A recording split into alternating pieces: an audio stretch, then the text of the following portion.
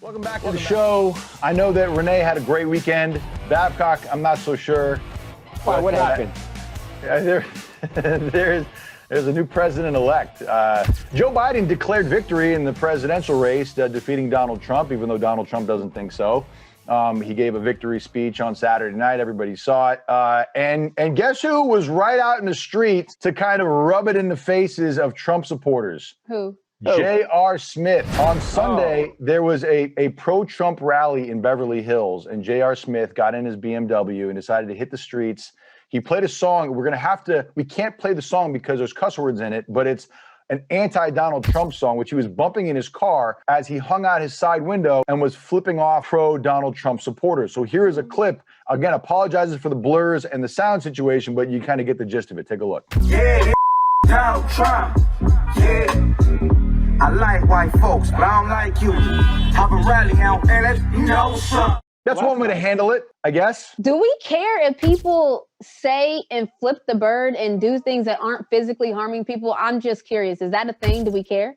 I mean, no, I personally don't care. And I mean, is J.R. Smith some great political mind that I don't know about? Maybe he is. But I mean, I really personally don't care about J.R. Smith's political opinion, or if he likes Donald Trump, despises Donald Trump. It doesn't matter. I mean, the one thing I will say is, look, we were repeatedly told that this election was about the heart and soul of America, and let's get things back together and let's love each other. Yeah. Well, there it is. Where's the civic? Right now, we haven't got to start that yet. That's what people are excited about. I think that's why people are so divisive about the win, because they felt like it was this was the person that was dividing everyone. So when they are talking about uniting and they're saying basically flipping the bird to the person that was basically they felt was dividing everyone. Look, JR's my guy, so I don't really that if we're talking about things JR has done, I think the sports fans would not care about this at all. Yeah, I mean, he did punch a guy in the face during the pandemic and no one cared when there was... He was getting attacked. Well, that I understood because he was defending his property. Sure. Well, America is everybody's property. And I think he felt he was defending that. I'm just actually being facetious, but I don't really care if I've seen people have flipped me off on the highway that I don't know, and it didn't involve Trump and it didn't involve politics. They were just flipping me off. So if we're going to start getting on to people about that, then I need to submit a list of people and license plates. All right, well, moving on from J.R. Smith, his Lakers teammate LeBron James has announced that he is going to return to the White House to celebrate championships now that Trump is gone and Biden will be the next president. For 4 years, no NBA team celebrated an NBA championship at the White House. Donald Trump was at odds with the NBA for a long time, and especially at the end of his presidency, he was not on great terms with the league and went at it with LeBron James. I don't think anybody expected LeBron or the Lakers to go to the White House, but now that there is going to be a new president, LeBron has said that he is open to going to the White House to visit Joe Biden. Another thing that's happening is the Washington Nationals have invited Joe Biden to throw out the first pitch of the 2021 season, opening day, at Nationals Park when they play the New York Mets in April. I'm looking forward to that. Well, Joe Biden has thrown a first pitch before in 2009 when he was the vice president. The Baltimore Orioles invited him, and the pitch was sort of accurate. It was a little high, but at least it got there, and it wasn't like a Fauci pitch. Everybody remembers what happened with Dr. Fauci. What about 50 Fauci doesn't have a good doctor, not a good arm. But look, some things done change a little bit with President-elect Biden. I think he has aged a little bit, but I am looking forward to the pitch. See if he can reach home plate. I have my doubts, but we'll see. Yeah. Donald Trump never threw out an opening day pitch during his presidency. Apparently, I mean, it was a tradition that goes back to 1910, I believe. Woodrow Wilson was the first sitting president to do it, and then every president since has thrown out a pitch on opening day, except for Donald Trump. Baseball's not his thing. He said it was when he was younger. He said he was scouted by the pros and all that stuff, but he never wanted to go and throw the pitch. He did attend a game 6 of the World Series in 2019, but his arm is too good, Evan. If he goes out there and he throws better than the actual pitcher, how's that going to make everybody else look? Pay money to see that pitch. Yeah. Looking forward to the money. No, look, we don't know if Biden has accepted the offer to throw out the first pitch, but you got to imagine he's going to be there, right? Oh, what? I think so. Sports is back. All right, moving on to Kobe Bryant. This is an amazing story. The house that he grew up in Philadelphia was on the market for $899,000. And it was a 5-bedroom, 3.5 bathroom place where he spent his teenage years, where he, turned into the Kobe Bryant that eventually dominated the NBA. Well, everyone remembers him, Evan, at Lower Merion High School in the Philadelphia area, where he was the best high school basketball player in the country. And then obviously went right to the NBA and became an NBA legend. And this is kind of where he grew up inside this house. Yeah, this is a Philadelphia area home. And if you look at the outside, there's a really interesting piece of the house. That basket that you're looking at is the basket that Kobe Bryant used to play on when he was at home in his teenage years, when he was going to high school. So when he wasn't in the gym, he was shooting buckets at his own house in a driveway. And the basket has stayed with the house all these years later. Well, like I said, the house was up for sale for around $900,000. And it just sold, we learned. The closing price, $810,000, which is interesting because that number, the 81, obviously is connected to Kobe Bryant because he famously dropped 81 points on the Raptors back in 2006. So I think it's interesting that, the 81 game, $810,000. But now the big question that I've got to ask is, if you were the person who bought the house, and it hasn't been revealed who the new owner of the house is, what do you do with the Kobe Bryant hoop? What do you mean? What do you do? We throw basketball tournaments at my house, 3x3 tournaments on Kobe Bryant's hoop. What are you talking about? This is the Lower Merion High School 33 jerseys. They would be up for, I'm just kidding. I wouldn't do all that. But I don't know. I would not do anything as far as move it for sure. I would keep it there. But if you wanted to make a lot of money, Renee, then any sports auction website out there would trip over themselves to get that hoop. So if you wanted to make a lot of money, you put it up for auction and who knows what it could sell for. But it would be a lot. Well, I know what it would sell for, thousands and thousands of dollars. You're seeing a run on Kobe memorabilia like never before. I mean, it's the hottest item out there right now. Anything Kobe is selling like hotcakes. We just saw, things like his championship rings. The hardwood from his final game sold for over $600,000, guys. So you could have paid for the house. You sell the hoop, you get the house for free. So don't tell me there isn't a collector out there that wouldn't, pony up some real change for the hoop at Kobe Bryant's house. I can see this in like a museum. I could see this as like the centerpiece in a collector's display somewhere. I really could. Honestly, it's a nice house. What the person should do is they should put it up for auction, and then, like Renee said, you almost get the house for free. Yeah, that's pretty smart because it's a 5.5 bedroom house. It's a pretty nice house. I don't think the hoop is going to sell for $800,000, but maybe you get $20,000 for it. I don't know. The down That's payment. A pretty cool piece. That is one of the most formative things in Kobe Bryant's life and his maturation as a basketball player. I don't know. I think you're underselling. $20,000 seems low to me. I think I'd go for a bunch more. Welcome back to the show. The Masters is about to start in Augusta.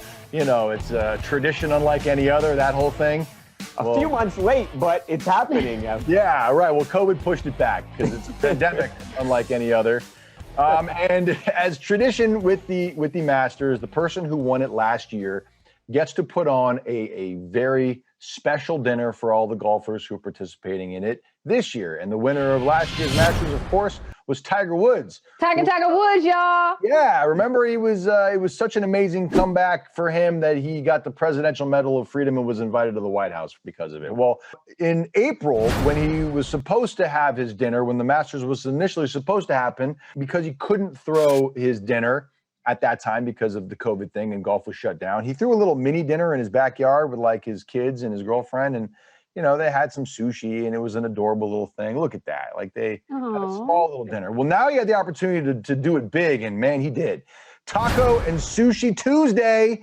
That was the theme for the Champions Dinner at Augusta. We're talking about an exotic menu featuring the Augusta roll, which has tempura shrimp and spicy tuna, prime steak, chicken fajitas. For dessert, he offered up flan, churros, and sopapillos.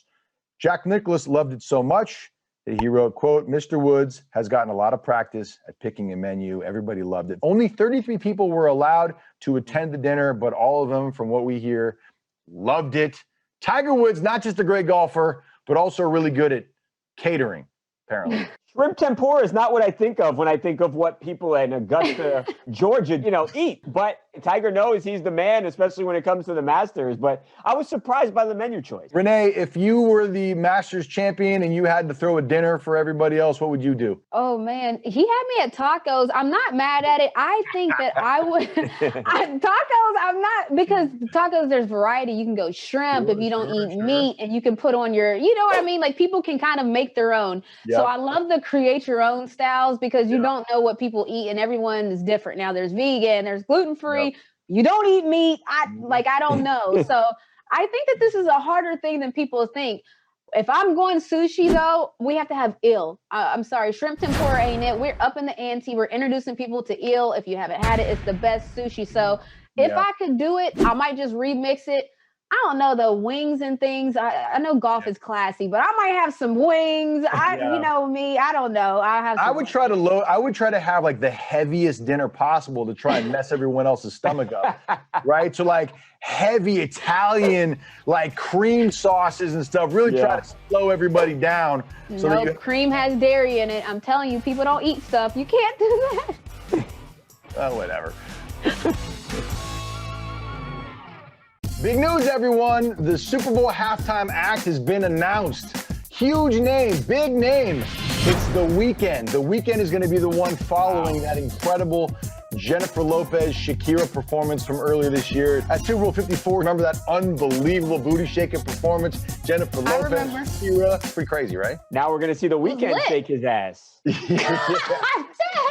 He has announced he's going to be the halftime entertainment when the Super Bowl takes place February 7th. In Tampa Bay at Raymond James Stadium, where the Tampa Bay Buccaneers play. There's just a couple of little issues here. And by a couple of little issues, I mean some major issues. Number one, is the actual Super Bowl going to take place on February 7th as planned? Because we're in the middle of a COVID pandemic, and the NFL's already moved some games around this season. So there is concern about whether or not the game will remain on the actual date as scheduled. The other issue is fans. Will there be live fans in attendance at the stadium? And if not, does it even matter? Here's the deal. The Weeknd was teasing what he's got going for a Super Bowl performance. You can see some video on like a really cool high-tech stage. It's a massive stage. Weeknd is like a massive performer. He's unbelievably huge. And he's going to have this massive stage in this massive stadium. But is it going to be weird if he's performing out there in front of essentially nobody? Yeah, look, how many times is the fans and their participation a big part of the halftime show? You know, they let everybody kind of like come onto the field, and they're just a part of the show. And, you know, the Bucs have been allowing about 10,000 people in the building. Of course, there are no restrictions in Florida, so they could allow more people. But I don't think it's going to be the same if you don't have a whole bunch of people. And I'm not saying they should do that, but I think the performance might feel like it's missing something if you don't have people in the building. For the Super Bowl, if they want to make sure that it happens, they should do it almost like Fight Island style, where, okay, you have the two teams and you almost bubble up the Super Bowl experience in a sense of 2 weeks before everybody has to report to the place. So you might have to push it back depending on when the season ends. But that's actually what I was going to suggest. But back to the performances, I can remember when Bruno Mars and Beyonce made me get all the way in formation at my house. I wanted to be on the field. So I do think that that provided energy, just the numbers. And you saw all those women that were getting information with Beyonce and all that. Like, that is the performance. Like, to Babcock's point, that's literally part of the performance. Michael Jackson did it where the fans in the stands had these. So again, with technology, though, I think it's different, because I think he could hologram people in there now. Like, I think with the Super Bowl, you don't have a budget. So we might see some hologram fans. By the way, even if there's nobody in the stadium, you know what the Super Bowl in February, how many viewers watched around the world?